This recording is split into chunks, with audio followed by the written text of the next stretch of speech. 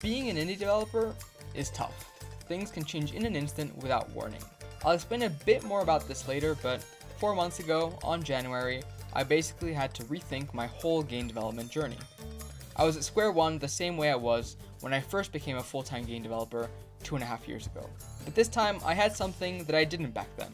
And before I explain what that is, let me show you the game that I developed that helped me realize this. This is Soulstalker.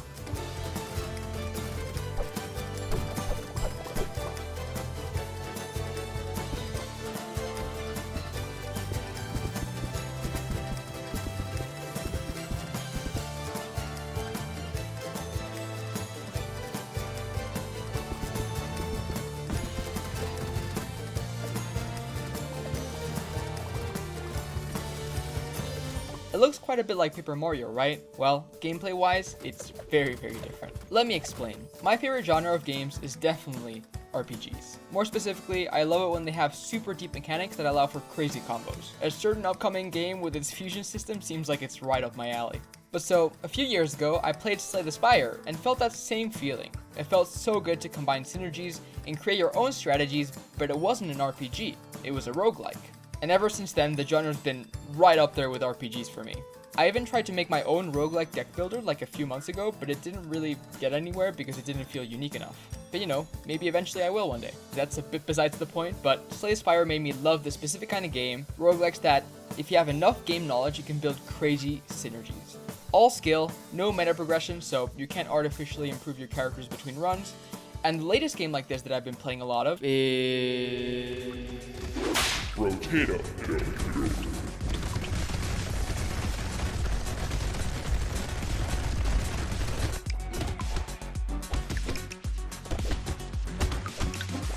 You might not have heard of it, but if you've heard of Vampire Survivors, you kind of know a bit of what to expect. Vampire Survivors is a round-based, roguelike-y kind of game where you have 30-minute rounds and decimate thousands of enemies that surround you. It's essentially spawned the bullet heaven genre. Now, Vampire Survivors is a great game and I really enjoyed it, but Brotato is a game in the same genre that does everything perfectly for my taste specifically. For example, there is progression between runs, but it's only for unlocking new characters, weapons, and items. Your starting character will always be as strong in your first run as your last run. On top of that, weapon and item synergies in Brotato are designed very much more loosely, so you don't arbitrarily get a super good weapon from combining two other weapons together. You've got to pick and choose what stuff to buy and think about how these two things interact. Let me give you an example. In Vampire Survivors, if you got a whip and the hollow heart, you get the Bloody Tear, which is a weapon that deals lifesteal, and it's a cool synergy, but it's not a combo that arises out of the game's natural systems. It's hard-coded. A comparable example in Brotato would be the sunglasses item and the shuriken weapon. Shurikens bounce whenever you get a critical hit, and sunglasses increase your critical hit chance. So it's a very obvious synergy, right? You get more critical hit chance, and so your shurikens bounce more. But if you happen to get the hunting trophy item, the critical hits can also give you extra money. And then on top of that, if you get the tentacle item, now critical hits can heal. You get my point. It really goes forever, and you can mix and match much more easily. This open-ended approach to synergies is what I absolutely love about Brotato, and it's the core pillar of what we're doing with Soulstalker. Oh yeah, this was supposed to be a video about Soulstalker, right? Let me show you a cool clip of a cool synergy in the game. The player has the Wound Forger weapon, which causes enemies to bleed. On top of that, they have bubbly fluids, which causes enemies to explode if they die as a result of bleed. Finally, the player also has infected explosions, which causes explosions to have an extra chance to cause bleed. So what the player is doing is applying bleed, which makes enemies explode, which makes enemies bleed, which makes enemies explode, and you kind of get the point, right? The current demo already has tons of synergies like this. They're not hard-coded, they come up as a result of natural interactions from the game's systems. We actually have a free demo up right now on Steam that you can play, and it has 10 characters, 18 weapons, 37 items, and just tons of content in general. We actually released this demo to coincide with our Kickstarter campaign, which is actually going to end really, really soon. As of uploading this video, it ends in 2 days, and that's the 6th of April. So if you want to support me in making Soulstalker as good as it can be, then make sure to back. The link to both the Kickstarter and the Steam demo is in the description. So at the beginning of the video, I explained how I had to start from square one in my game development journey, and how Soulstalker made me realize that I had something that I didn't back then. And, well, that's experience. I may have been pushed back many steps, but what couldn't be taken away from me was all that I learned from making my previous game, freelancing, and just being in the space in general. Now that I've realized this and I see how Soulstalker is turning out, I'm confident that I'll manage to achieve my goal of making it the ultimate strategic bullet heaven roguelike. So if you want to follow me on this journey, subscribe, check out the demo and Kickstarter in the links below, and I'll see you in the next devlog. Bye. I've been making Soulstalker for the past few months now, but what's Soulstalker? Well, it's a roguelike bullet heaven, and just like my previous game, it also has Paper Mario inspired graphics. The way the game works is that you have minute-long encounters where you defeat a horde of enemies, and then use the game's map system to choose what your run's path will be. Unlike most other bullet heavens that focus on giving you little stat improvements between runs to make your characters more powerful, Soulstalker is more roguelike-ish in that there is no stat meta progression. So, the way that you improve is through unlocking new items, weapons, and characters, and learning the systems of the game. This makes the game more like Brotato than Vampire Survivors, and if you've ever played both games, you kind of know what to expect. So what's going on with the game then? What is it that I'm working on now? Well, that's what this video is about. About a month and a half ago, we started the Kickstarter campaign for Soulstalker, and 2 weeks ago it ended at a crazy 317% funded. I'm so incredibly thankful for this, and it's going to let us make the game so much better and more expanded, but before I explain exactly where the money is going to go, let me describe what the current roadmap of Soulstalker is. So the current version of the game that's available as a demo on Steam is the alpha version, and near the end of the campaign, I shared a roadmap for the full development of the alpha version. So throughout this roadmap, you can see exactly what I'll be adding and when. What's even cooler is that the Kickstarter backers that got early access tiers can play the game before it even releases in regular early access. So all of this and more will be playable before release for these backers. So the first update of the roadmap that released about a week ago was Alpha 1.4, and it included the weapon upgrade rework. So let me explain how that works, because I worked on that for the whole week. So how the upgrade system worked before, and this is still how it works in the non-backer demo on Steam, is that you had to buy a duplicate of a weapon that you already had when your weapon slots were filled, and this would cause your lowest level weapon to increase a level, so increasing it in damage and range, and decreasing its cooldown. This kinda works okay if the game is designed in such a way that upgrades aren't very important, but then what's the point of having upgrades at all if they don't really matter much? Because of this, I decided that I had to redesign the upgrade system, and this is the mock-up that I ended up with. So here we are in Illustrator, which is where I do most of my UI design stuff, and you'll see that there's 3 different screens that correspond to different parts of the new mockup of the upgrading. And so you'll see the first one is the pre-shop reward.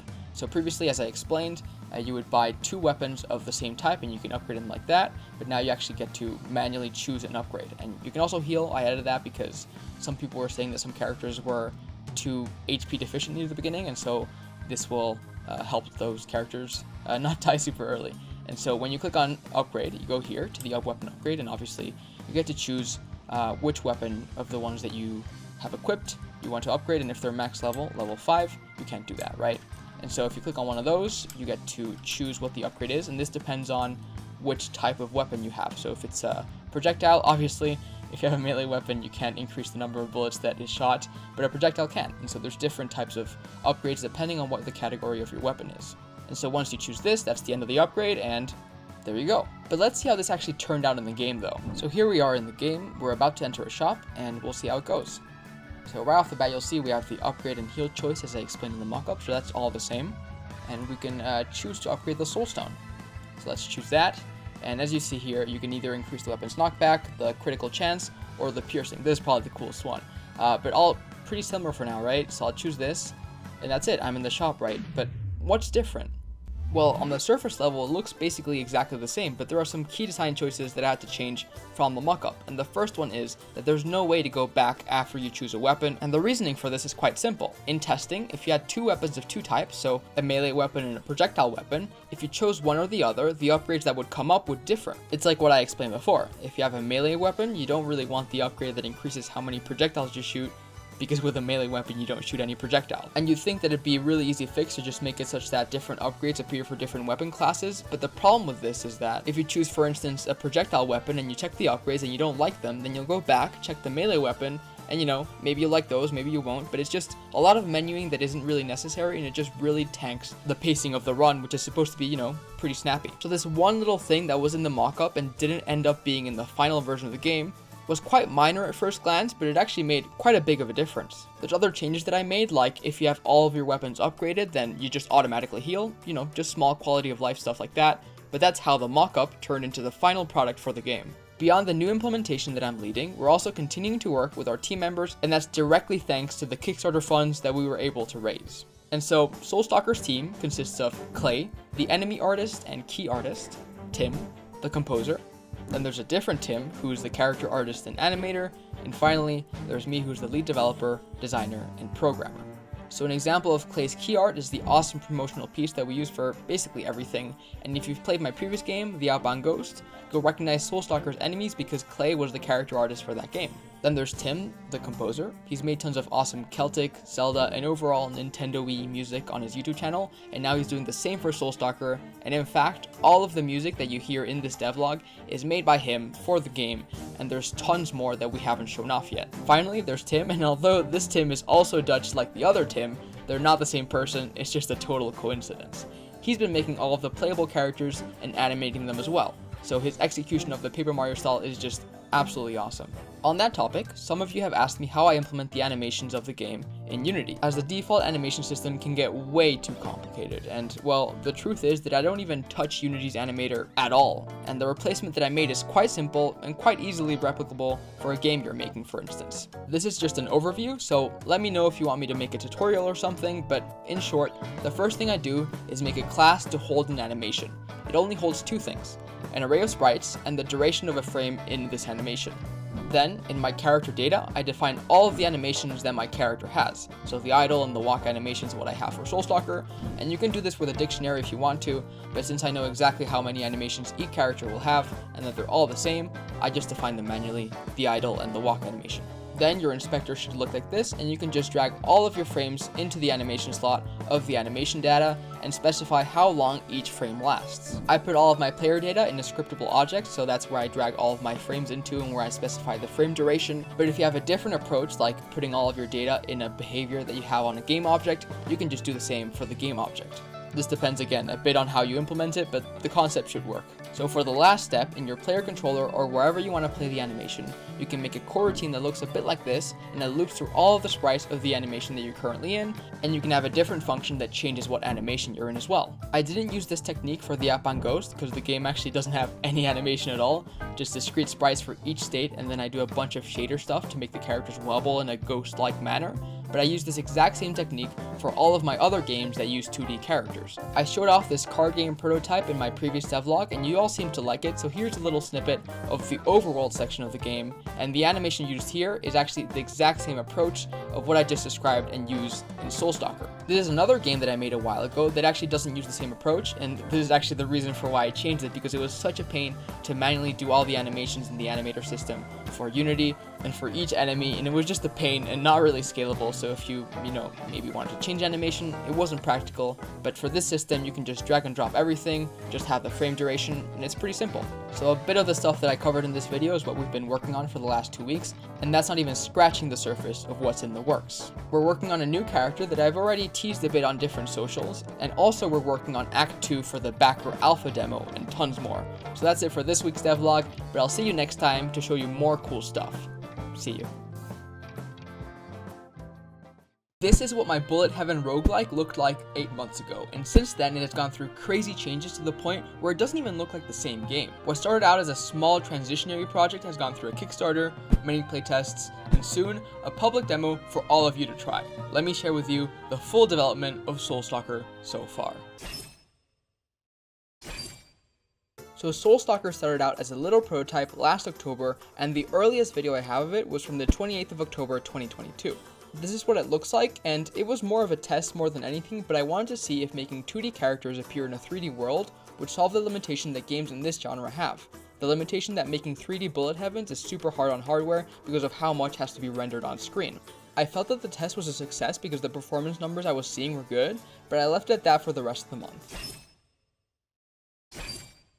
So November was the month that I started feeling that this project was going to be one that went beyond a prototype, and so I set up source control for it. The cool thing about this is that I actually get to see exactly what dates I did what, so for the rest of the video you'll be getting some really granular details about the specifics of the game's development. So the first thing I did this month was get the map system working, and how it works is pretty similar to Slay the Spire. How it works in that game is that you have a map when you start a run, and you progress by making your way through the nodes. In Soulstalker, the map works similarly, and this is what it looked like when I first finished the implementation on the 4th of November. I want to give a shout out to Game Dev Journey on YouTube for the awesome framework that I used to get my version running, so check their video out if you want to do something similar. After adding the map, I also added the early shop system that had 3 items instead of the current 4.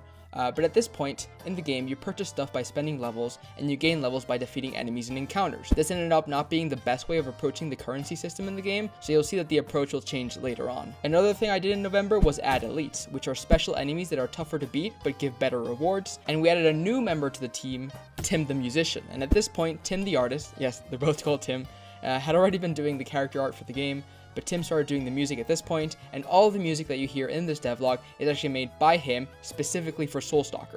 And so the final addition for November was the quest system, and originally it followed a battle pass-like structure where you only had 4 quests at a time and then you'd level up and then unlock stuff, but this changed later on because having just 4 quests at a time felt like an unnecessary limitation. The first thing I did in December was add Vixen, a new character, and as always, Tim the artist was the one who created and animated the character, and it turned out super well. This character specifically was an interesting addition because it was the first character that was projectile based instead of using melee attacks. And you can see in the same commit message where I added Vixen, I also added more weapons and adjusted balance, and it was to go hand in hand with the new projectiles. Another change I made this month was move away from the XP system, and instead made it such that enemies drop coins. And the problem with the XP system was that there wasn't much room to make shop prices more variable unless I made the levels appear super frequently, and that approach doesn't really make much sense since it's a bit of a band-aid that is better dealt with the coin system. Beyond the currency changes, I also added the Act 1 boss of the game, which looks something like this, but more importantly, this month was the one where I added Unity's new input system. And what that means is not only that the game got controller support for PC, but also that it had all the input hooked up properly for when we do the Nintendo Switch ports. And so I did a bit of port testing as well. The last thing I did in December was start refactoring the quest system to move it away from the battle pass styled approach and make it a bit more like a regular achievement system. But all of this was mostly in code, so there's not much visual to show here.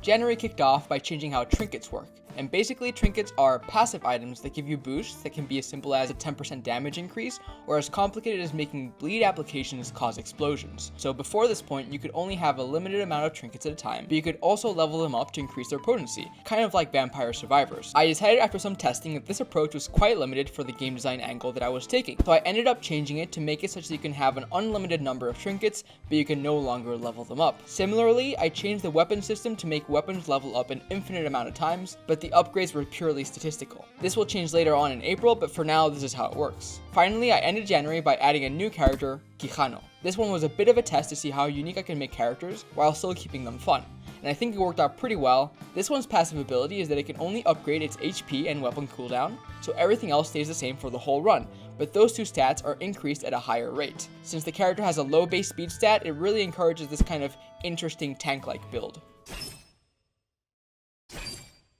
Adding ice explosions was how February started off, and that was for the new character we were implementing, Tempest. And after that, I implemented a few more boring things like being able to see character stats in the main menu, adding Tim's menu music, and giving players the option to not only choose their starting weapon when starting a run, but also their starting trinket. Some games in this genre, like Brotato and 20 Minutes Till Dawn, allow you to choose your starting weapon, but I wanted to let players to be able to express themselves even more, so adding a trinket choice was a great way of doing that. After the semi-boring menu stuff, I started preparing to do a closed demo in preparation for the Kickstarter I was going to run in March, which is the month after this one. And the first core thing I did was set up analytics. The framework that I used for this was Firebase, since I was familiar with this, and I'm super glad that I implemented analytics in general because they gave me so much good data to do balancing. We had about 100 people in the testing group, so we felt like there was enough playing going on to make the data statistically significant. Some of the data that I set out for collection was win rate, gold over time, health over time, weapon usage, character usage, and most interestingly,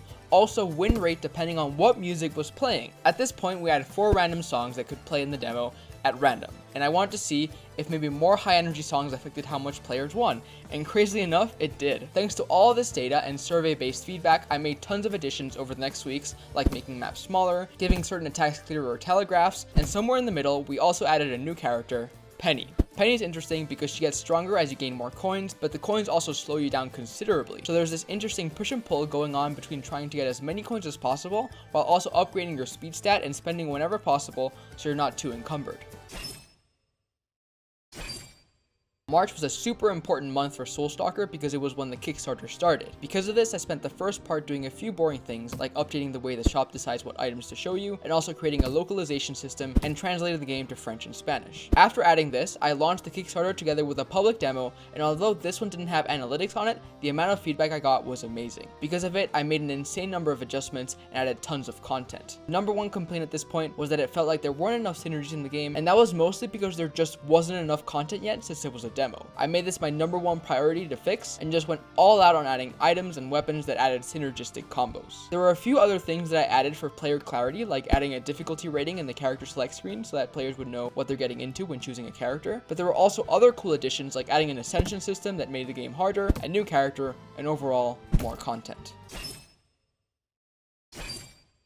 Soulstalker's Kickstarter campaign finally finished on April to a huge success, and so I started preparing a roadmap for the early access that backers of certain tiers got access to. This is what it ended up being. So far, we haven't missed a single update, and as you can see, the first item in the roadmap was the weapon upgrade rework. As I explained earlier, the weapon upgrade system used to allow you to buy duplicates of a weapon to increase that weapon's stats, but it wasn't very strategic, so it felt like I needed a rework. What we landed on was a system that allowed you to modify weapons whenever you entered a campfire, and that ended up feeling much better. Funnily enough, I actually also made a devlog entirely on that, so check it out after this video if that interests you. Another huge addition that I made in April was Act 2. Until this point, runs were about 8 minutes long, and they consisted of an act and then a boss at the end of it. With the addition of Act 2, runs were now 16 to 20 minutes long and had 2 bosses in total. This was a huge undertaking, but it was received really well by the backers, so I couldn't be happier about that. There was tons more included in that update, like the reworking of some enemies and the addition of more content, but I'll leave that for another time. Apart from trinkets and weapons, we also added a new character, Shrapnel, which has an archetype revolving around explosions, and is probably one of the most fun characters to play if you can get the right synergies going. May saw the largest additions to the game by far. Not only did I finally add the reworked quest system to the game, but we also added tons of content. There were so many items and weapons added that the game's total size was increased by 27%. Other additions include a new character and 2 more ascension levels, so it's safe to say that May was a good month for Soulstalker backers. I'm not going to go into too much detail about exactly what was added because it's a lot of granular stuff and a lot of items and weapons that aren't really interesting to show off. But if you check out the Kickstarter page for Soulstalker, you can check out all the patch notes for every single major update since the Kickstarter finished. Here we are, at June, the month that this video is coming out. There's so much that we did this month, and yet most of it we can't show. We have 2 characters that are actually already finished, but we won't reveal them just yet, and we're already working on a 3rd one as well. On top of this, we actually have a demo that's going to come out on the 19th of June through the Steam Next Fest. It won't have all of the content that's available to the backers, but it'll have a really good amount of stuff, and I think you're all really going to enjoy it. Overall, in the past 9 months of development of Soulstalker, we've created 2 acts, 4 essential levels, 14 characters, 24 weapons, 47 trinkets, 23 enemies, 21 songs, tons of reworks and new features, and just a lot more that doesn't really quantify as well. As you can see, the team and I have put in so much love into this game, and we can't wait for you to play it. The game will be coming out in early access later this year, and we actually already have a release date planned, but won't announce it just yet.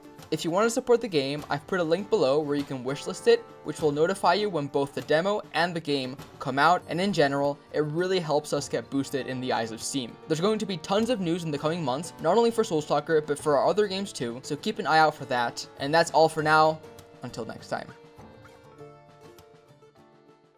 So our game, Soulstalker, is now out in early access for just $4.99 US, and there's a launch discount on top of that.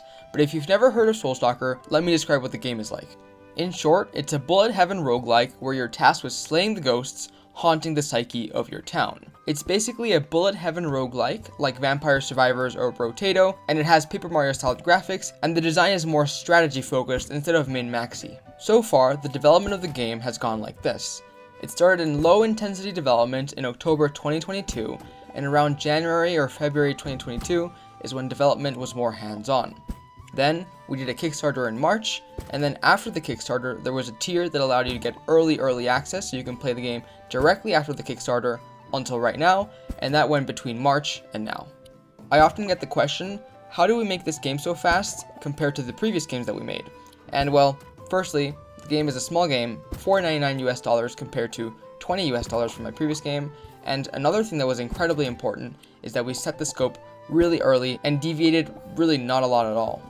What I found to be really useful is to take another game and use that as kind of the baseline for the scope. So in this situation, we used Rotato for the progression systems and stuff like that because I really enjoyed how that worked, and it really aligned with the strategic focus of Soulstalker. Another thing that really helped in making this game much faster than usual was that we knew exactly what we were making. A bullet heaven based on strategy. We didn't flop around much at all deciding the direction of the game because we always had a true north to follow, and that is, the genre, bullet heaven, and the focus, strategy. And something I found interesting is that despite having other projects that we worked on at the same time, they didn't make the development slower. I actually feel that it made it faster. To be more specific, we carried some of the code and design knowledge from this game to others, but at the same time, we took some of the code and design knowledge from the other games into this one. So it was kind of like a positive reinforcement cycle. I don't think this necessarily means that making multiple games at once makes the development of all of them faster, but it is crazy how making multiple games makes you level up so much more than just focusing on one big one, whether that is all at once or in a sequential order. And so I assume a lot of you are interested in what I'm about to talk right now, and that is the statistics. So right now the game has about 7,500 wish lists, which is actually exactly what I was going for when I was evaluating marketing goals a few months ago. While this is a lower amount than my previous game, it makes sense because the development timeline was so much shorter, so there's not as much time to gather wish lists, but it's also a cheaper game, and bullet heaven games generally have a way lower impression to wish list ratio than big RPGs. On the other hand, because the game is cheaper, wish lists should also convert better in theory, and if the game resonates with players, it should also do well in spreading through word of mouth because the barrier to entry is much lower. So that's kind of the story of the development, expectations, and the release of Soulstalker. You can actually get in the link below. It's super cheap for just $4.99 US, and there's a limited launch discount. And on top of that, there's also regional pricing. I might do a follow-up video where I discuss my post-launch feelings of the game, so let me know if that's something that you want to see. And until then, the team and I will continue working on Soulstalker to make it as great as it can be throughout the early access periods, and I'll also keep you all updated through these devlogs. Until next time. For the past year, I've been developing this roguelike that has Paper Mario styled graphics, and it's primarily focused on skill-based gameplay instead of artificially making you stronger the more you play. And so 3 months ago, I did something that I've never done before: release it into early access on Steam. Since then, I've made 4 major changes that in total multiplied the size of the game by about 3 times. And before releasing these updates to the public, I ran some playtests, and the results were super surprising. So, did these 4 changes actually make the game better? You'll have to watch to find out. So I'm very fortunate that Soulstalker's reviews have been positive, but the number one complaint that the game has had ever since day one is that it doesn't really have a progression system. How it's worked is that you have certain achievements, and if you complete them, you unlock a character. And the character unlocking still works like this. For everything else though, since the game's a roguelike, you lose your progress when you die. So Soulstalker doesn't do what other games do, where there is some sort of currency to permanently improve your character, like Hades for example. And since the game is skill-based, and that's one thing I want to keep, I wasn't sure if it was possible to add a feature like this. But then, I got an awesome idea. What kind of progression system can make you feel like you get more powerful as you play without actually making the game easier, and doesn't make the unlocks better unless you as a player get better as well? Well, before I explain my revelation, let me explain the starting weapon and trinket system. Whenever you start the game, you choose your character, and then you can choose one of a limited set of weapons, depending on the character, and then the same for trinkets. And so, the simple change that I made is that no longer do you have a limited set of choices when you start the game. You can literally choose any weapon or any trinket on any character. But what's the catch? This doesn't seem to be like a progression system, right? Well, the catch is, you have to buy them.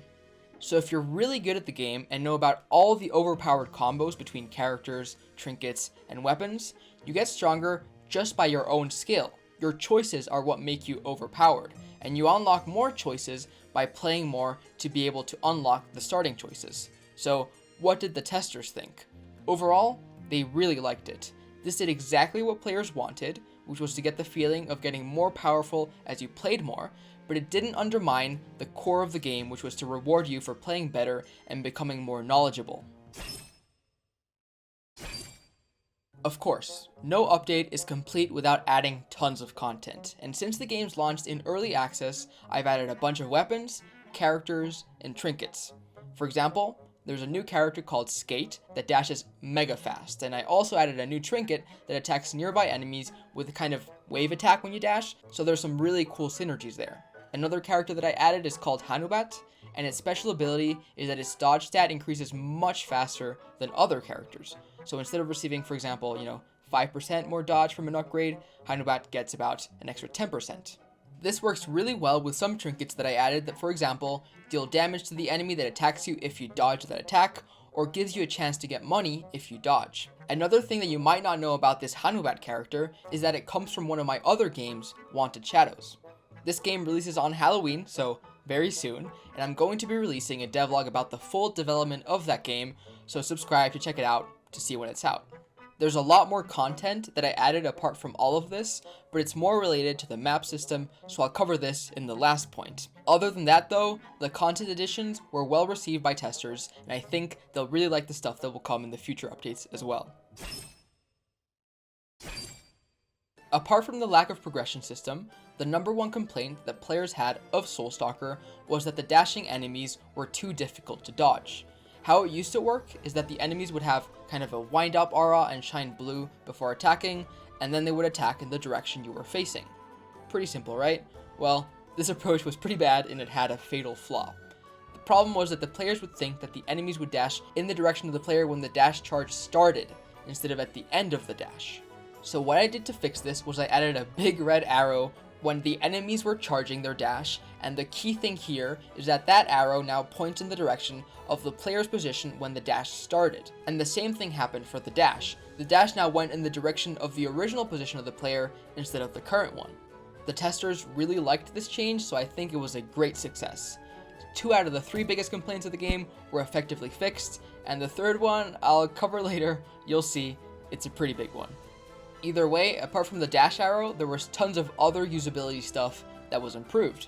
For example, all the music, which is done by the amazing Tim, who does all of our songs, was increased in length from 2 minutes to 4 minutes. Together with all the changing tracks that we have depending on whether you're fighting or not, the music should be incredibly dynamic. And another thing that we did was we changed the look of the main menu. Originally it looked like this with some squarish button, but Tim the artist, not the musician, an entirely different Tim, made special buttons for every single characters, so the personalities shine much more through. On top of that, I also had some new key art and a new logo made for the game to coincide with all of these new additions, and Brian was the one who made these too. I think they look super great, and it seems like everybody else agrees as well. In general, all of this was super well received by testers, but will this continue to be the case is the question. The last of the top 3 major complaints was the map system. How it used to work is that it generated some paths with different nodes that could be enemies, shops, or elites, which are stronger enemies with more rewards. The original method had 2 issues though. The first is that there weren't enough nodes, so the paths didn't vary that much. And then the second is that the generated paths varied too much. And this got worse the more node types there are, and I wanted to add more nodes. So what I did was overhaul the whole map system. Here's how the new generated maps look like. As you can see, there is definitely less variance in the paths, and there are many more nodes, and in general, it's more visually interesting. With the nodes, the main thing that I did was split up the shops into 3 different types. It's quite a big difference. So how the shop used to work is that firstly, whenever you entered it, you could choose between a free heal or a free upgrade to one of your weapons. After that, you can go ahead and buy whatever trinkets or weapons the shop shows you. So in the new system, instead, the choice between the upgrade and the healing is a completely new node, called the Campfire node. There was a small issue though. Now the game was a bit too difficult because you didn't get healed enough, but that was really easy to fix. I just increased how much campfires healed you. So apart from the Campfire node, the shop was also split into 2. So instead of having just a shop node, there could now be a trinket shop and a weapon shop. And this was done because some players felt that it was annoying to get shown weapons in the shops when they had all of their weapon slots full. But I also wanted players to have the ability to change their weapon loadout if it was necessary, so kind of like a mid-game pivot. And with a new split between trinket and weapon shop, you can choose exactly when to get shown weapons, so it was a great improvement, and it seems like everybody liked it as well. So overall, I'm super happy with these changes mechanically and visually as well. And I'm not just referring to how the map looks like, I also revamped the area graphics of all of the nodes. Like for example, here's what the shop used to look like. So this was both the weapon and the trinket shop, but here is what the new weapon shop looks like.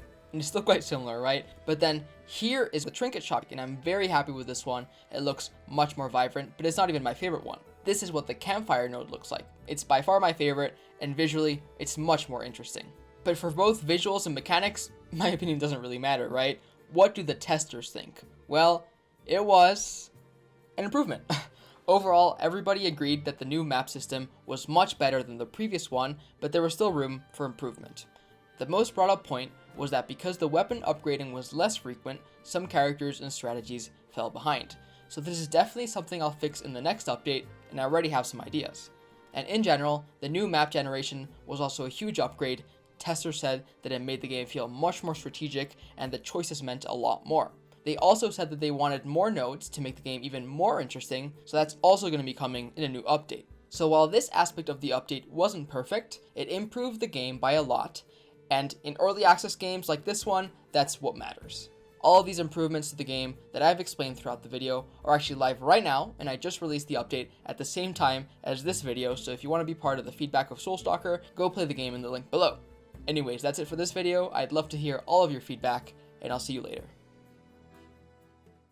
For the past year, I've been developing my games in early access on Steam, and up until now, this is what the menus look like. But since the game has Paper Mario inspired graphics, I thought it would be a real shame if there weren't any areas that took full advantage of the visuals, and so what I decided to do was make a hub world. This is a little sneak peek of what it looks like, and in this video, I'm going to cover everything we've done since I last uploaded the last Soulstalker devlog about a month ago. This includes all the features that I moved from the old menu system to the new hub, the new progression system that I added to take full advantage of the hub, a new job system to add replayability, more level variations, adding some Kickstarter backer content, and so much more.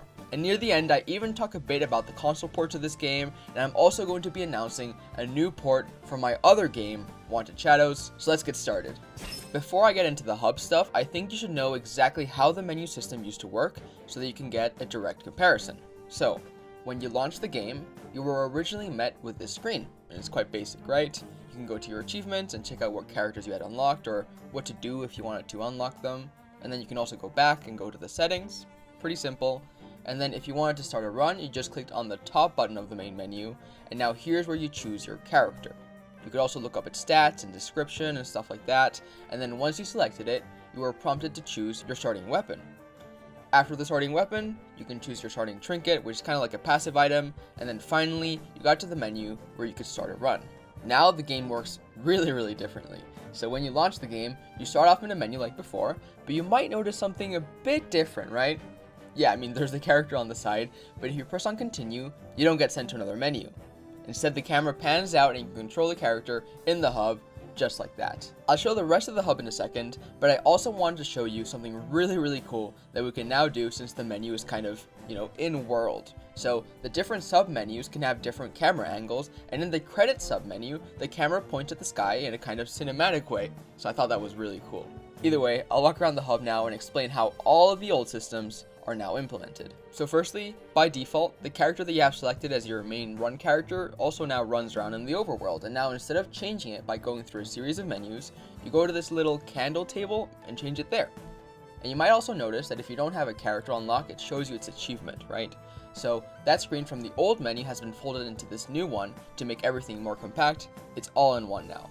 And you might also be wondering how to change your weapons and trinkets, right? It's really important. Where you can just go to these store looking things now, and you can select them as usual, and buy them too, right? But it's all in world, so much more well integrated with the game. And you might be wondering, how do you start a run, right? I haven't shown that yet, but first, I want to show you how the NPCs work, because I haven't mentioned those, and you see them everywhere in the hub. So you can talk to these little ghosts, and they either have, funny quips, some lore, or sometimes they might even give you some tips that might help you in runs. And with the new progression system that I mentioned in the intro, as you play, you'll find more, but I'll cover that in a second, because I'm sure all of you really want to know how you start a run. So you see this globe over here? Well, you just walk to it, okay? And then you get the prompt, as always. And that's it, right? It just shows the same screen as before, but you can just go right to it if you just want to repeat a run with the same characters, weapons, and trinkets as before. It's super easy, just one menu. But something that's new to the runs is that you see the ascension system on the bottom, which is how you increase your difficulty, and this interacts well with the new progression system that I just mentioned. Now, when you walk around the overworld in the new version of the game, you'll find some gates that don't allow you to pass unless you complete some quests. So in this one, for example, you have to complete the ones that you see on screen. And you might be thinking, it refers to jobs here. What the heck are jobs? I haven't talked about that, right? Well, I haven't explained them, and it's kind of a new way of doing runs. So usually, you choose your character, weapon, and trinket, as I mentioned before, and then you go ahead to the globe, right? Well, these long form runs are now called journeys. They're not just runs, they have a specific name, they're journeys. And so there's a different category of run now called jobs that you can go on if you open this job board that you might have seen while I was walking around. And so how it works is that you simply get 3 random configurations of runs. So 3 random combinations of character, trinket, and weapon, and a few other things as well.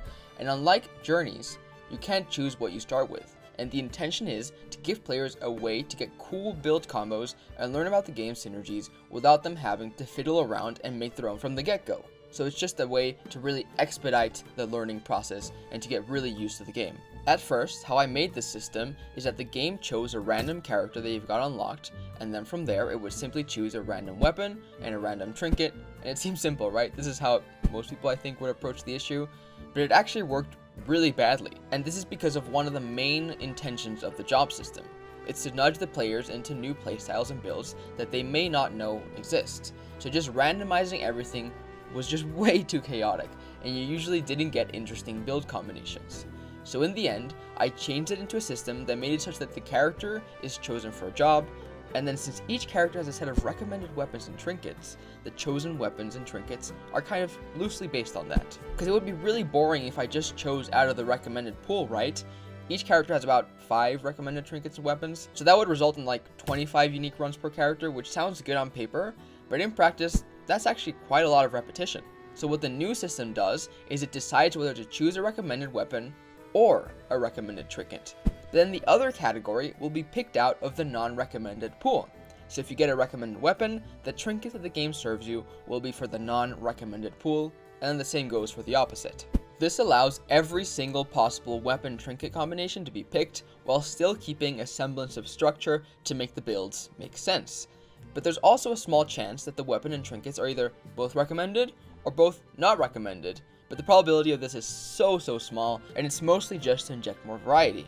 And so, before I said that you had 25 possible combinations per character with the boring approach, but this new approach actually has 1,472, and since the game has 15 characters, that's already 22,080 possible builds just from the starting screen. So that's definitely a huge improvement, and it's great that the chaos was contained as well. There's more to this though, because apart from the weapons and trinkets, the difficulty is also randomized, and this is done according to what ascensions you've already beaten in the main runs, so the journeys, right? So how do you unlock these difficulties though? Well, you have to beat a journey at your target difficulty, so if you beat an Ascension 1 journey, then you unlock Ascension 2 journeys, but also jobs. So tying this back all to the gates, that's how you unlock them. And so the final gameplay loop ends up looking a bit like this. So first, you try to beat a journey with the difficulty of the gate that you're trying to unlock.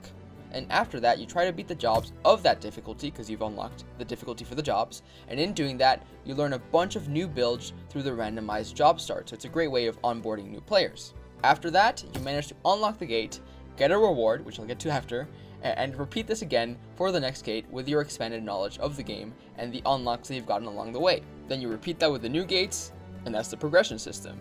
And the progression system in general is something that players have complained about since they feel that the game is a bit too purist, so this is a good middle ground where those players have something to work towards, but if you just want to do runs and climb ascensions just like before, you can do that as well. And since the jobs are shorter runs than the old journeys, they can also do those if they just want to have a more chill time without as much preparation.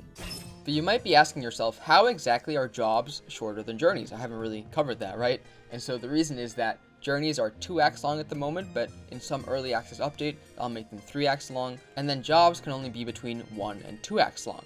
And speaking of Act 3, we've been working on some of that, and I wanted to show you the first draft of the environment of the combats for it. It's going to be a shorter act than most because I don't want runs to go for longer than 25 to 30 minutes, but I still want to make it impactful, and the visuals have to match that. And speaking of visuals, something I haven't mentioned is that the jobs can have locations. And basically what I've done is that unlike main runs that have varied thematics, so maybe you have like a snow level at first, and then you get a poison level, a lava level, and so on, jobs all have a consistent theme. So let me give you some examples. A job in the Terrace Story location will have all icy areas. A job in Rutoxin will have all poisonous areas. Or a job in Dust Turf will have all dusty and deserty areas. And so far, I've added 8 new areas, and the game previously had 12, so it's really quite a jump already, and I'll be adding even more before this update even goes live.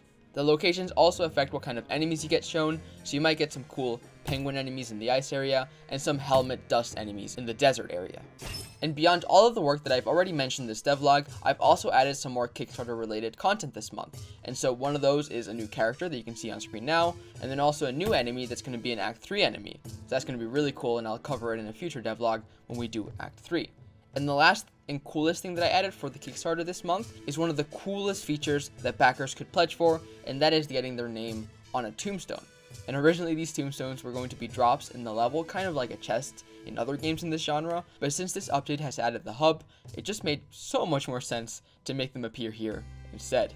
Another thing that we added this month that doesn't really neatly fit into a category is that Tim, our artist, made outline-less versions for all the characters in the game. So some of you have complained that you don't like the Paper Mario sticker star styled white outline, so in the hub that's always off by default, and we're thinking about maybe adding an option for the combats that you can choose between the white outline and no outline at all, and this is kind of the comparison of the two. I'd love to hear in the comments which one you prefer for the default.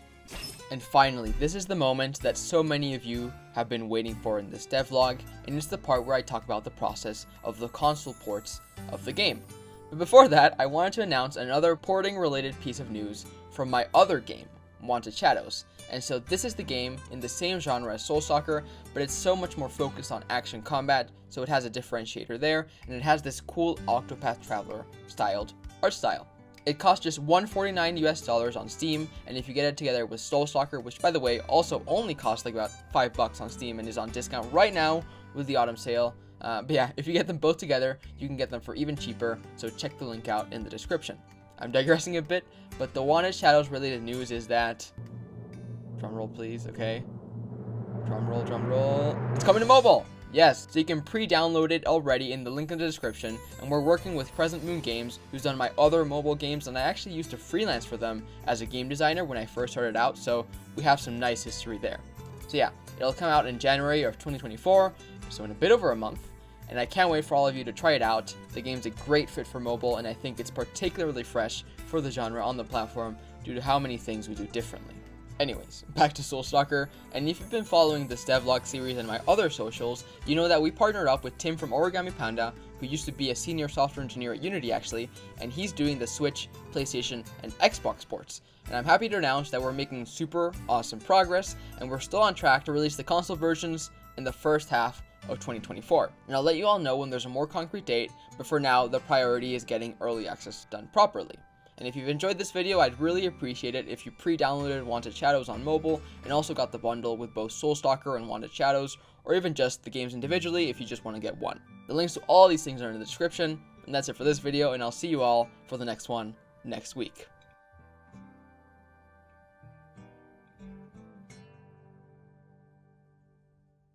1 week ago, I made a video showcasing the latest additions that I made to my roguelike for an early access update, but I was actually holding back some stuff, and in this video, I'll be covering every last detail that I didn't then. And if you're watching this right as it goes live, the update actually just went live as well with this video, and there's a discount on the game that makes it cost just $3.99 USD, but it ends super soon, so check that out in the description. And so the first thing that I added that was absolutely huge is that I finally gave the game its final boss, and you can see it on screen right now. And it's called the Bound One.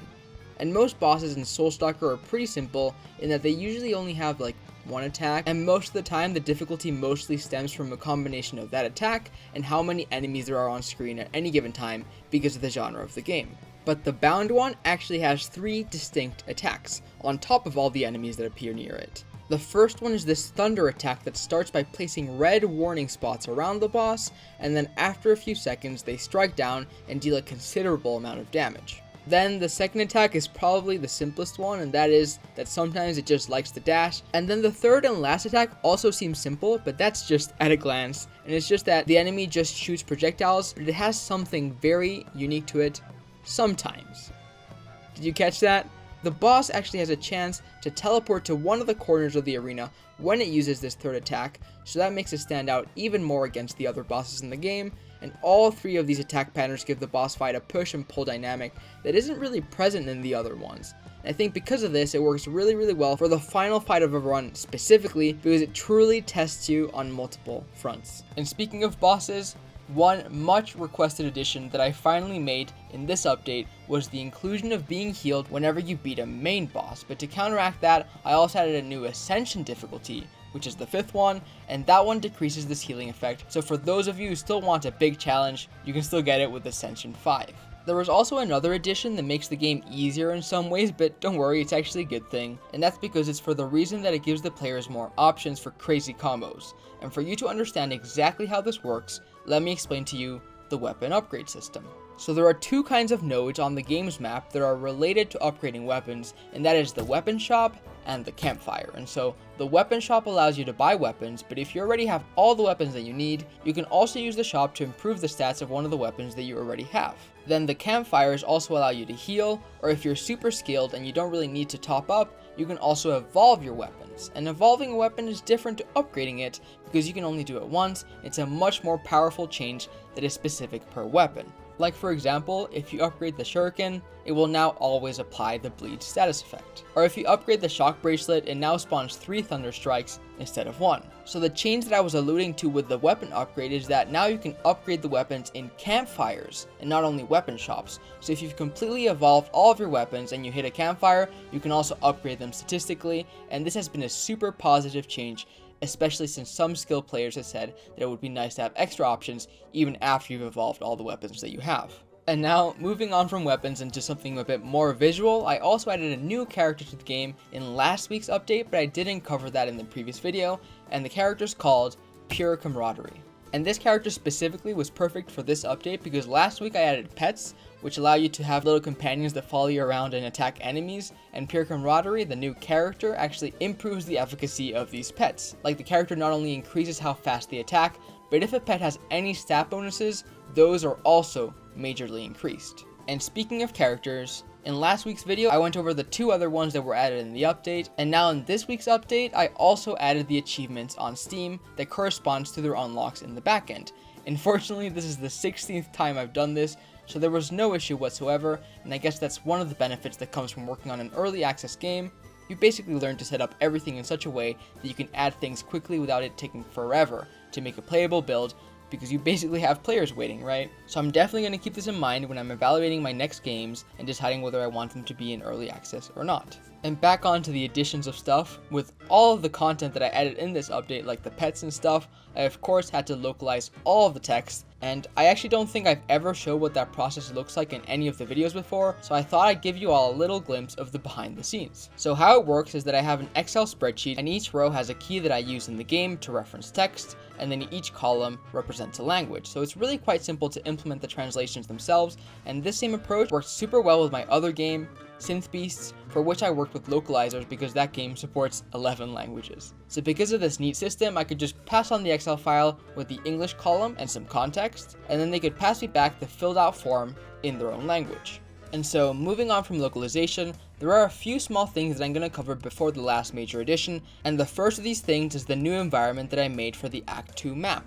So before, it looked identical to the Act 1 map, which was a bit off since Act 3 had this cool looking variant, but now Act 2 has a bit more of its own identity because of the new map environment. And I also changed the balancing of some trinkets, and you can see them here in the patch notes. I specifically tweaked the Hourglass and Possessed Mask, but then the final of these tweaks was that bosses now have a timer, whereas before they didn't. So how combats work in Soulstalker is that you have to survive for a given period of time, and usually this is between 20 and 50 seconds, but the catch is that bosses don't have this time limit. You just have to defeat them without dying. And so the issue is that there were some builds that allowed you to basically survive for an infinite amount of time without dealing much damage at all. So I've heard horror stories of players being in boss fights for like 30 minutes when in reality they should only be like 1 minute max, maybe 2. So what I've done is that I added a time limit for 3 minutes per boss, and if the timer hits 0, you automatically lose. And so because the timer is really long, 99% of players will never encounter it, but it will serve as a hard limit for players with those edge case builds that don't want to throw away a run even if it's taking forever. And so moving on from this kind of balancing kind of stuff, what I'm going to cover now is going to be the final addition that I'm going to cover in this update, and it was that I optimized all of the combat arenas and the overworld using a technique that I really like using and that has previously worked really great for me when optimizing games for Nintendo Switch. So basically what I do is that I take all non-essential visual game objects like flowers, small details, and grass, and then I place them under a game object that gets deactivated if the player selects the settings that makes the game do that. It's really just as simple as that, and you can see it's super simple and can be applied to a wide variety of game types. And here are some examples of the before and after of how the game looks like with the setting on and off. So this example here is for the overworld. Then here's another example for the overworld. Here's one of the combat scenes that looks really different with the setting. And here's another one, and you can see that it also removes some of the effects like the cloud shadows. So the implementation of this was mostly done in preparation for the Switch ports, since we're working on that right now, but it's been nice to give the option to PC players as well, so that was time well spent. And that was it for this video, and as I mentioned near the start, the game's update is out right now. You can get it for just $3.99 US if you get it fast enough because of the discount, and it ends super soon, so click the link in the description and get it while you can. Also, if you want to check out the other additions that this update has, watch last week's video, which you can see on screen right now. And that's it for this week's devlog, and I'll see you all in the next one. Bye.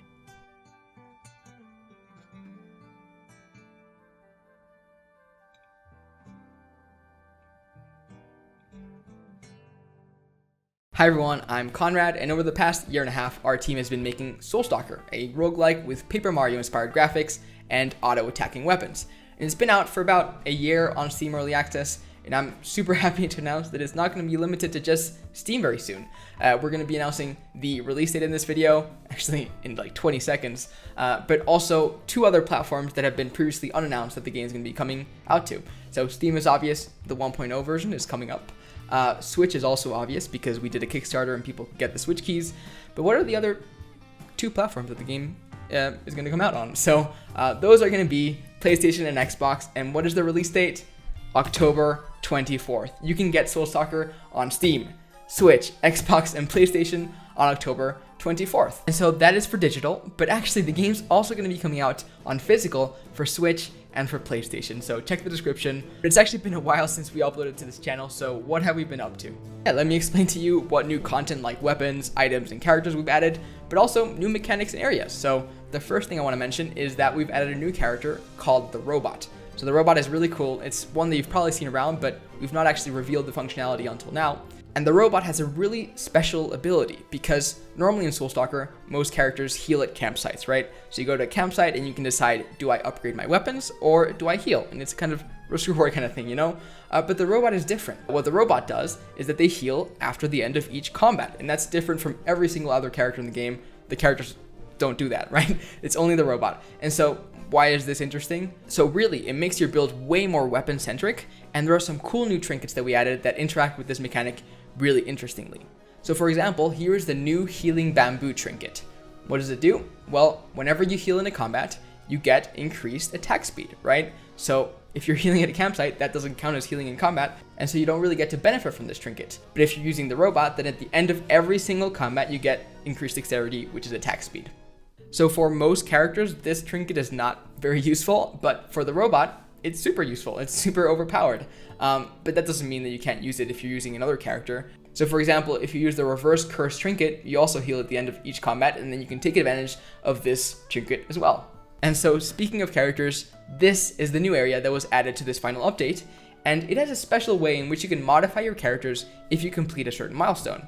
So previously in the game's overworld, the previous main areas were the campfire, the beach, the ice graveyard, and the market. But now there's one more, and that is the abandoned train tracks. And so as you can see, there's a train here that is actually quite similar to the one that you can find in one of the areas of one of my previous games, and that's not a mistake. So there are a few things in this area in general that might be of interest to you if you've played the Outbound Ghost. So like the NPC dialogue, some of the environment decor, but I'll leave that to you to discover. But going back to the character modification thing that I was talking about, this can be accessed by interacting with this crystal, and if you're playing the game on Xbox or PlayStation, or actually Steam as well, there's a special achievement that triggers when you actually get to successfully unlock this crystal. But when you actually complete all of the Ascension levels with a given character, then you can actually get a visual reward with that character. So if you're kind of the player that doesn't really want to go through all the Ascension levels and wants to chill out at the lower ones, you can do that as well without losing on too much gameplay related mechanics. I'm not going to mention exactly what this visual reward that you're going to unlock because I want to save it for you completionists. You can play the game and find out. But on the topic of Ascension levels, previously the game had 5, right? Now it has, I had to put my microphone down, has 10. So we doubled the Ascension levels. So for you players that really want to get down and get the super overpowered builds and get full use of them, you can now do that. And so I did mention the Outbound Ghost, which was a first for quite a while. It is one of the most well-known games that I've made. And if you're unaware, the game was part of a pretty long lawsuit, right? And I've been pretty quiet about the thing for quite a while. And understandably, a lot of you have been asking about the state of the game and whether I have an update. And actually, I do have an update. But it's more like an update of an update. So bear with me. But the news is that I'm not going to be announcing anything else in this video, but something is coming and the news is really good. So, wait a bit longer. It's been almost 2 years at this point. Actually, it's been more than 2 years, hasn't it? It's been almost more than 2 years. It's 2 years and like 2 months. Bear with me. The news is good, and everybody that backed that game's Kickstarter or bought that game, I think you're going to be really happy with the news. But with that sort of disclaimer out of the way, I wanted to touch on the state of some of the Kickstarter backer rewards. So of course you'll be getting the game, but one of the rewards was actually that you'd be able to play as the protagonist as the Outbound Ghosts. So one of the things that we've done in the past 6 months was implement exactly that. So if you've activated the code that you get as a backer, you'll see this little tombstone near the beginning of the overworld. And so then you can go interact with it, and you get to assume the form of the Outbound Ghost's protagonist. Just to keep things balanced and not make other players that didn't back the Kickstarter don't feel like they're losing out on actual content.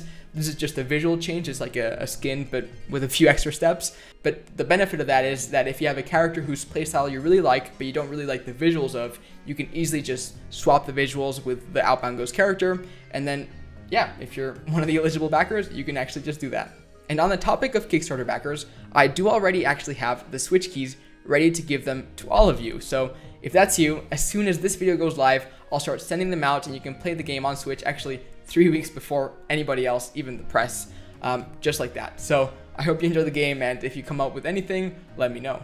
It's going to take a few days to send them though, of course, so if you don't get them immediately, like on the day that this video goes live, don't worry, I haven't forgotten about you. You'll absolutely get them a good amount of time before the game actually launches to just guarantee that the game is in your hands by the time it actually launches.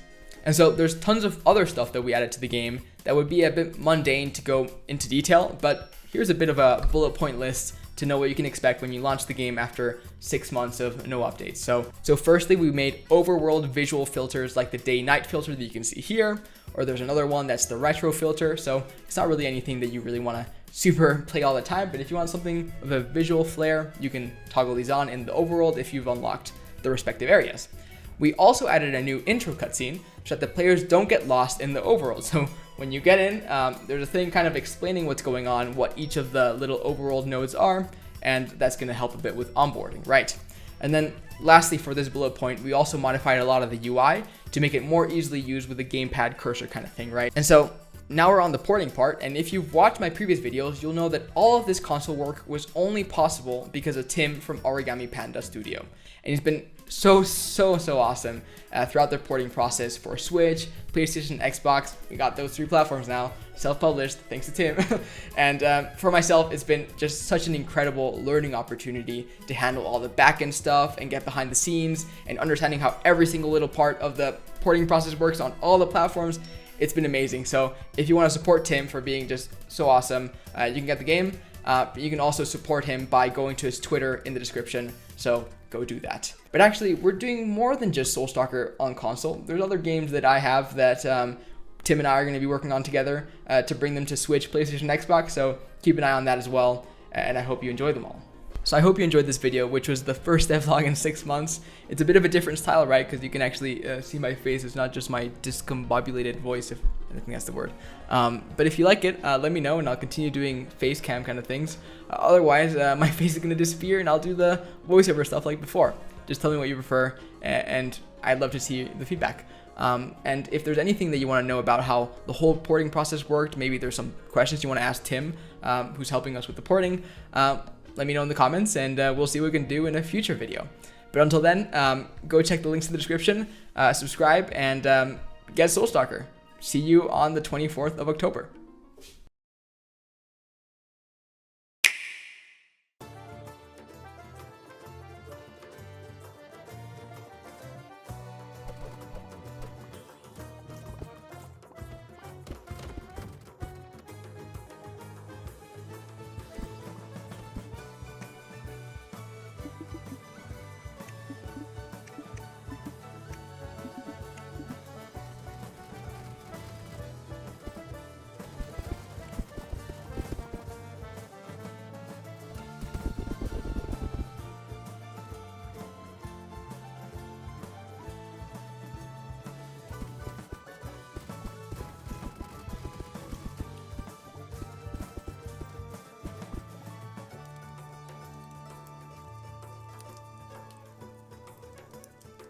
So there are 5 main things we did to improve the performance of our game, Soulstalker, so that we can get the game running on Switch, PlayStation, and Xbox. And these tips are not just for CPU and GPU, which I think is what most people are covering when they make these kind of videos, but they also apply to RAM and loading. So these tips work for all engines, so the video really applies to anybody who wants to port their game to Switch or maybe even mobile. This also applies to that. But if you're not a game developer and you just want to see what it takes to get a game to be multi-platform, then this video is also for you.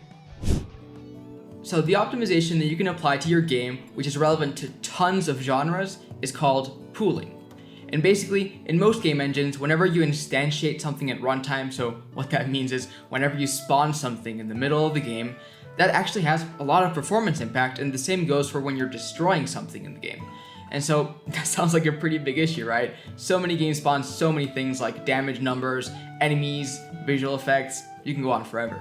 But the solution to this is actually you can pre-create all of the objects that you need before you need them. Like for example, in Soulstalker, here are some of the things that we pooled.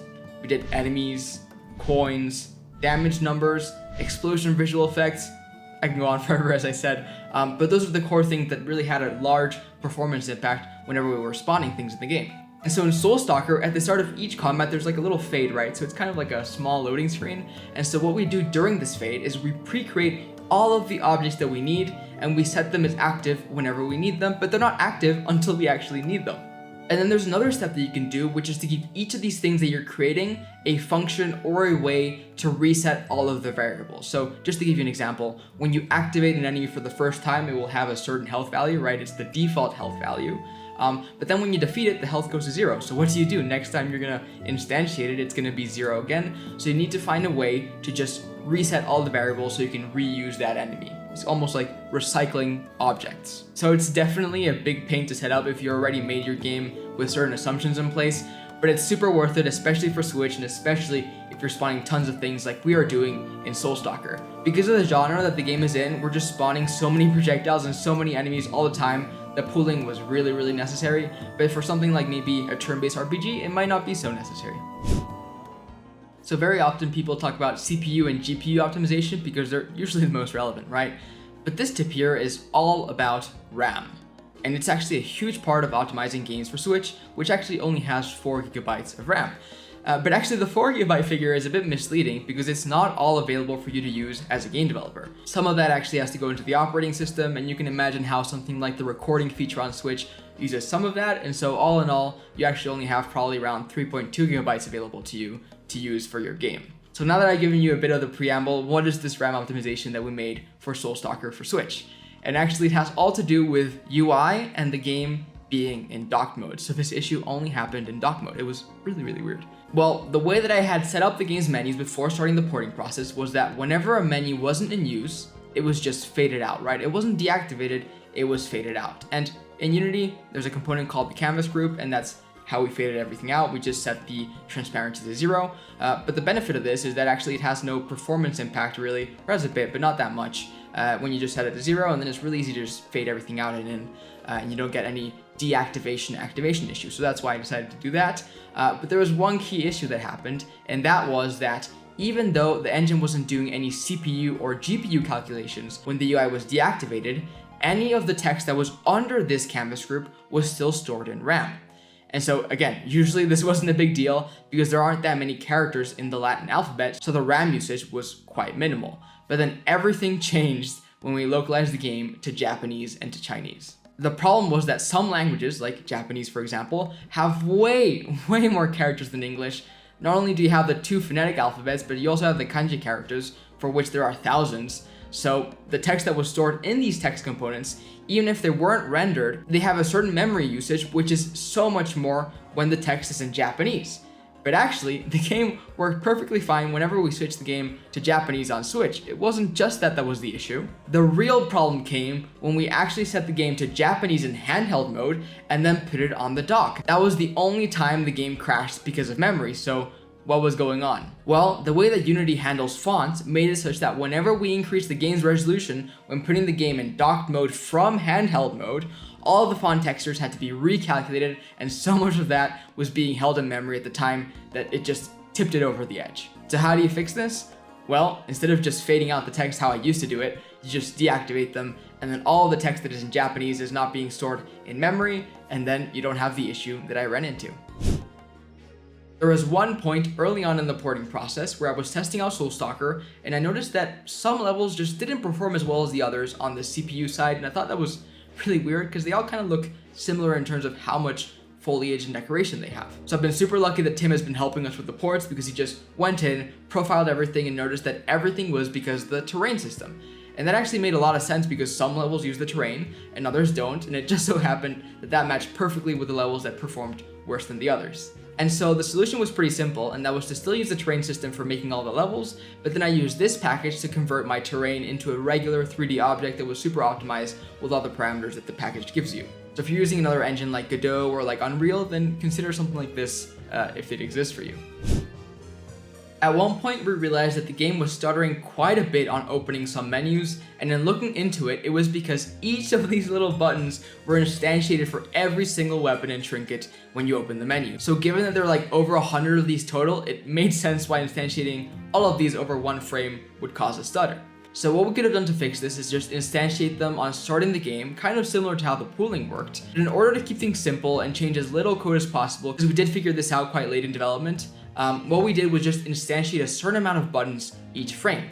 So the number that we actually landed on was 5, so we only instantiate 5 buttons every frame whenever you open the menu. That worked out perfectly, because that's exactly how many buttons there are in the first page of the menu, so you never actually even notice anything, and the performance is just flat out better.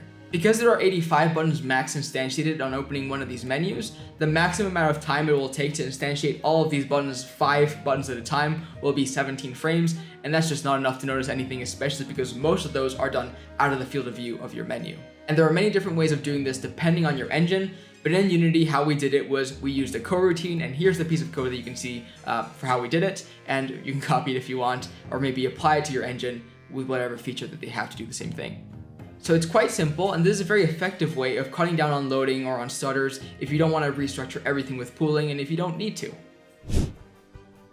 And now most of this video has kind of focused on lower end hardware like Switch, but there was one issue that was actually completely destroying our PlayStation and Xbox performance, and it was actually related to achievements. Basically, some achievements in Soulstalker are related to incremental stats, like defeating 100 enemies or dashing 150 times, and the main issue that I'm talking about related to the achievement of how many enemies you had defeated. You might be wondering, how does that achievement hurt performance? It just seems pretty standard.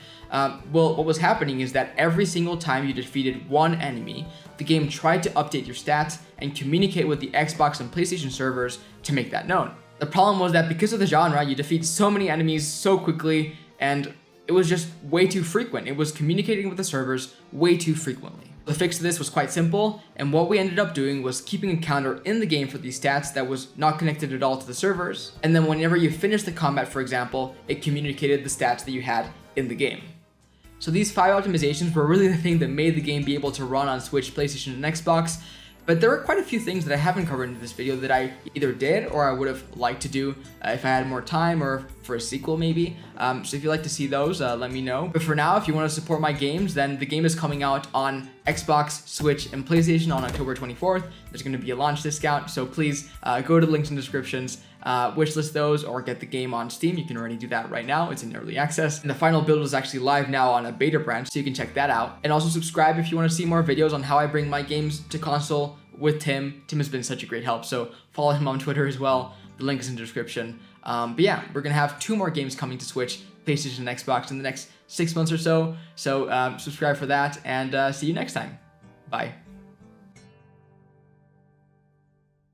727 days ago, on the 28th of October, 2022, I made this prototype which eventually became my game, Soulstalker. And if you're watching this video, then the game is out right now on Switch, PlayStation, Xbox, and Steam, and there's also a launch discount, so all the links are in the description. But let me take you on the journey that resulted in the game's release. It spans a crazy lawsuit, a Kickstarter campaign, an early access release, and our first time self-publishing a game on consoles without any publisher. So the game is a bullet heaven roguelike with Paper Mario inspired graphics, and the whole reason that I wanted to make this is because I had recently played Brotato and Vampire Survivors, and I wondered if it would be possible for a game like this to have 3D graphics without being hit in performance so much. And as a developer, my number 1 platform has always been console, specifically the Nintendo Switch, and so my approach was specifically targeting that console, and I was wondering if it would be possible to get a 3D bullet heaven on the platform. So on October 28th, I made this little test with about as many enemies as I thought would be on screen at maximum, and in the end, the test was a success. And so after that, I got right into making the game design document and outlining what the core identity of the game would be. So of course, all of my games have 2D characters and 3D worlds, and especially for this game, that's super important because I wanted to see if that was possible to do on the Nintendo Switch. So that's a key part of the game's identity. But then on top of that, I also made 3 key design pillars that I had to follow throughout the whole development to make sure that the game ended up how I wanted to. And so this slide here is right out of the original game design document, and you can see the first design pillar was that the game had to include auto attacking. And so in Brotato and Vampire Survivors, I felt that auto attacking was such a big part of why they felt so different to other roguelikes, and I really wanted my game to make players feel the same way. Then the second design pillar was that the game's difficulty entirely had to come from the decisions that the players made. I think if you're going to make a game like this one, for example, that doesn't really have much mechanical difficulty because of the auto attacking, you have to include difficulty somewhere else so players have something to think about. And I thought making everything super decision focused was the perfect way of doing that.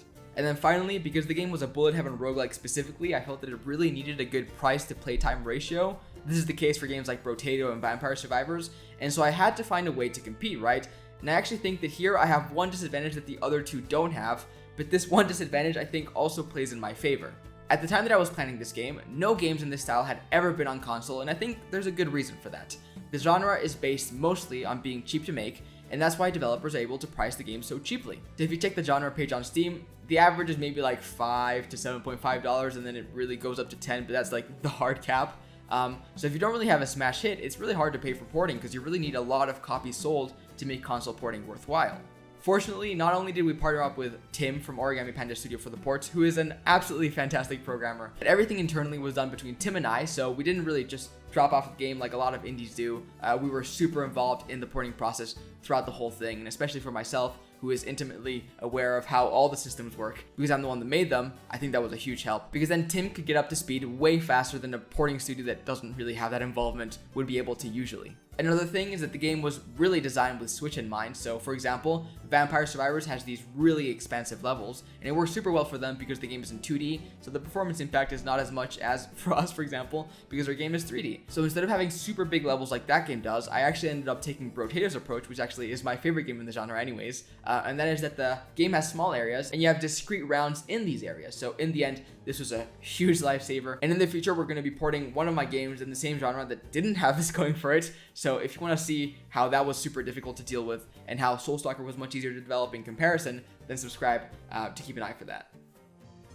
So the first thing that I added in this month in the game's core development was actually the game's map system, and so it looks super close to Slay the Spire's map system, but actually later on it changed quite a bit, and you'll see why, because I'll go over that. But apart from that, we also added the shop system and also made it such that enemies drop XP so you can get levels and actually use that to buy stuff in the shop. But actually this ended up changing as well later on.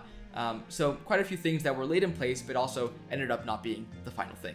The final thing that happened in this month is that we added another person to the team, and that was Tim the composer. So we had previously been already working with Tim the artist, then Tim the porter is obviously involved with the porting, and so we have a third Tim now, Tim the musician. He's a fantastic composer. So it's kind of crazy that everybody in the core part of the team is called Tim, except for me. So maybe I should just change my name, you know? So the third month of the game's development marked a super important step, and that is because we actually started adding content. And so the first thing that this was manifested in was we added Vixen, a new character that was of course made by Tim the artist. But because this character was all about projectile weapons, we also had to add the projectile weapon. So a lot of weapons were added this month as well. So we added two final things in this month, the first of which was we added the final boss for the first act, so you can actually go through the whole run now, even though it's a bit short. And then the second thing is that the leveling system that I mentioned previously, we completely removed that and made it such that enemies just drop coins. So using levels to buy things before didn't really work super well because you had to really level up super frequently to make it just that you can get enough currency to re-roll and make things happen in a way that made sense for the game's design. So we just completely axed that because otherwise if you're just leveling up all the time, why are the levels even there? And so the game now has currency instead. The fourth month was another one that was mostly spent on refactoring stuff because until this point you can upgrade both your weapons and your trinkets. So whenever you bought a weapon or a trinket and you got a duplicate, they got increased stats. But we actually completely removed the ability to upgrade trinkets in this month. The reason that I did this was because I felt like I was spending a lot of time balancing the level ups of each trinket, and I felt that it was just way better time spent to just make more trinkets that have a more wide variety of use cases instead of having fewer ones that you just upgrade. Then I also of course added a new character called Quijano, which is kind of like a tank that attacks really quickly and can't upgrade its stats beyond attack speed and max HP. So this character is very different from others because you can't focus on upgrading things that you usually would, like for example power. You really have to either focus on dexterity, which is attack speed, and your max HP, or go for those weird synergies that are not related to your main stats. So this month we added tons of music made by Tim, but as well the art team was super busy because he made one of my favorite characters even to this day, and its name is Tempest. And so its ability is that any projectile weapon that it shoots, whenever it hits an enemy, it has a chance of exploding. And so it sounds very simple, right? It just seems almost like you're increasing damage through the explosions, but there are tons of synergies that you can actually put into place if you have the right trinkets. Like for example, if you have a critical hit build with a shuriken that attacks super frequently, then you can actually increase your explosion damage if you have the right trinket. Or another example is if you have a projectile that causes bleed, and then all the enemies are getting damaged over time because of the bleed. If you have this trinket here that causes enemies that bleed to explode, then you have way more explosions and you're just exploding everything at once with both your bleed explosions and your ice explosions. But these are just two examples to show you that the game has really evolved at this point and the synergies are really starting to show up. So you could argue that this month was one of the most important ones for the entire development of Soulstalker, and that is because we actually launched a Kickstarter campaign. So apart from that, we also did localization to French and Spanish, but the game ended up being funded at 317%, which I'm so thankful for. And that is part of the reason for why the game ended up being able to go to so many platforms and ended up being so visually polished. So running off of the success of the Kickstarter, the first thing that we did this month was change how the weapons would be upgraded. So as I explained previously, you would have to buy duplicates like the trinkets to upgrade your weapons, and then the stats would be upgraded. But we completely changed that, and so what you do now is that in the campfires where previously you would heal, you can upgrade your weapons in specific stats. So if you want to upgrade the cooldown or upgrade the damage or the range, you can do that, and so everything is way more strategic. And then later on, this was such a success that we actually ended up implementing this upgrade system to the shops as well. So whenever you were deciding to buy weapons, you can also decide to upgrade them. This also laid the groundwork for one of the coolest systems in the game that we added later on, which was weapon evolution. The 8th month was all about content. We added so many characters, trinkets, weapons, areas, ascension levels that by the end of it, the game was 27% bigger than it was in the previous month. At this point, Soulstalker was gearing up for the early access launch, and it was actually a super important month because we participated in the Steam Next Fest. So we had a demo prepared and everything, but we were super confident because we had been testing everything with the Kickstarter backers up to this point, and so it actually paid off because we got a pretty nice amount of wish lists. On top of that, we also got tons of feedback, and so we applied tons of that into the game before the launch, and that helped a ton. Month 10 was super simple, and that's because the game launched in month 11. So all this month was spent on fixing bugs, tying up loose ends, and just doing all that sort of boring development stuff that you probably don't want to see in a devlog. And so here we are at the halfway point of Soulstalker's development and when it launched into Steam Early Access. So at its launch, it had 7,500 wish lists, which I was pretty happy with. It was basically what I expected.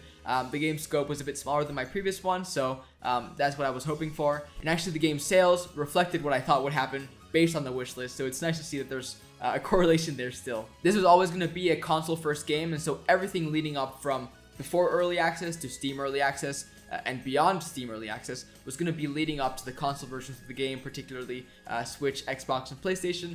And so that was still what we were banking on. Because we launched the game in this month, it didn't really see that many additions. We were just talking to the community, seeing what they felt, seeing how they wanted the game to evolve throughout Early Access. But actually something came up, and I was a bit worried because I knew this would come up, but I was hoping it wouldn't, and that was that the game didn't really have a progression system. The way you would progress was just by unlocking more difficulties, and then it was a bit like Slay the Spire where you got better as you unlock more difficulties. But people wanted something a bit more progression-y than that. And so I really had to think hard and hard because I didn't want to make the game less decision-based by allowing players to rely on stat upgrades to get themselves through the ascension levels. And so I thought hard, and I actually ended up coming up with a progression system that both fulfilled my desire to make the game super decision-focused and hopefully would also work for the players that wanted a progression system. It was a quite substantial undertaking though, so it would take a few months of development to get this actually in-game, but you'll see very soon. So throughout month 12, I worked quite a bit on the progression system that I just mentioned, but actually the game was radically changed in one part, and that is the map system. So as I explained previously, there was like this little pathing that was kind of like Slay the Spire, but a lot of players complained that the pathing wasn't really strategic because there weren't enough node options, right? Makes sense. The game is a very different game than Slay the Spire, and so that game has a lot of options for the nodes. We don't have quite as many because we want to focus more on combat, and so I was thinking, how do we keep kind of a map system still without having it feel like it's kind of pointless? And so I ended up doing something that's kind of like a mix between what Hades does and what Slay the Spire does, and so the map system was completely overhauled to make it like this. So it's a bit simpler, but there's still like the choice, right? And so it's very similar to Hades in that whenever you beat a room in that game, you get two choices, and we have the same thing kind of, except ours is represented in a map. And throughout the next months of development, we also ended up adding a lot more nodes as well. And so we kind of made the game a bit simpler in terms of pathing, but we added a bit more choice over time. So for this month, as always, we added more content, more characters, more of all that sort of stuff. But this is the month that the progression system finally made its way to the game. And so I finally got to explain to you what that's like. And so previously, as I said, whenever you beat a run, nothing would happen. You would just increase the ascension level if you beat the game at your highest ascension level. But now, whether you win or lose, you actually get a new currency called souls, right? And so what do souls do? Well, you don't use them to increase stats, but you use them to actually buy starting weapons and starting trinkets in the main menu. So previously, all the characters had a set list of starting weapons and starting trinkets, so it was kind of built for that character. But now any trinket and any weapon can be bought by any character, and you can use it at the start of every run. So obviously you progress and it makes your character stronger, but actually because the trinkets and the weapons are so specific to your builds, you only become stronger if you actually know enough about the game to know how to exploit this. So it kind of fixes the issues for the players that wanted something to work towards, which is unlock everything, but it also fixes my issue because players that don't know the game can take advantage of this, and so it still encourages decision making for the players to get better. So that was a huge addition that we made in month 13, but we actually also did a bunch of performance improvements, spawning changes, and just general stability fixes as well. Month 14 was a huge month for the game, and I think you're starting to see a pattern here. But what we started doing is bring Tim on board to start porting the game to Switch, PlayStation, and Xbox. So we did tons of optimizations, and you're starting implementing all the relevant things into the game so we can start porting whenever the game is finished. And so because tons of the porting process on Nintendo Switch involves optimization, we did tons of that this month, and actually I made an entire video about the 5 key things that we did to optimize the game for Switch. And so at the end of the video, I'll show you where you can find that, and if I had known these things before we started all of this, I think the porting process would have been much faster.